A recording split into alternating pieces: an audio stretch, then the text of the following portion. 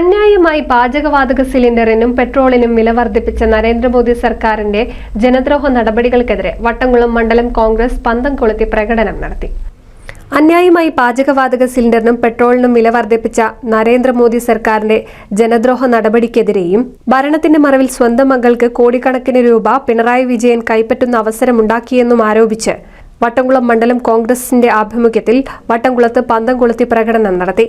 ഈ രാജ്യത്തെ കുടിച്ചുകൊണ്ടിരിക്കുന്ന ഒരു ഗവൺമെന്റാണ് ഇപ്പോൾ ഇവിടെ ഭരിച്ചുകൊണ്ടിരിക്കുന്നത്.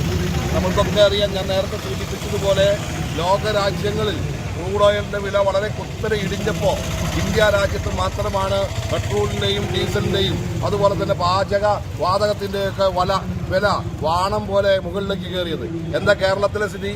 കേരളത്തിൽ സ്ഥിതി മറിച്ചല്ല.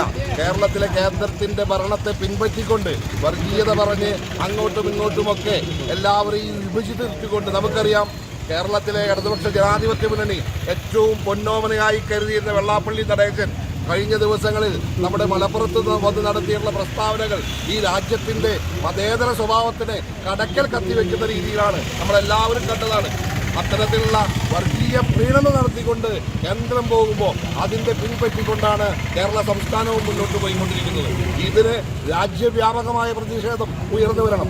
ആ രാജ്യവ്യാപകമായ പ്രതിഷേധം ഉയർന്നു വരുന്നതിന്റെ ഭാഗമായിട്ട് തന്നെയാണ് എല്ലാ മണ്ഡല പ്രസിഡന്റ് എൻ വി അഷ്റഫ്, ഗ്രാമപഞ്ചായത്ത് പ്രസിഡന്റ് എം എ നജീബ്, എൻ ചന്ദ്രബോസ്, പാക്കത്ത് മോഹനൻ, നന്ദകുമാർ, ആഗ്നേയ് നന്ദൻ, സജീബ് നടുവട്ടം, ബാസിൽ എടപ്പാൾ, വി വി മനോജ്, ബഷീർ, കെ ഷറഫുദ്ദീൻ, പി എൻ സുബ്രഹ്മണ്യൻ, സുനിൽ ചേലാട്ട, വിനീഷ് പുരമുണ്ടേക്കാട്, ഫിറ്റ്വൽ ഹാസൻ എന്നിവർ നേതൃത്വം നൽകി. N CV news Edappal.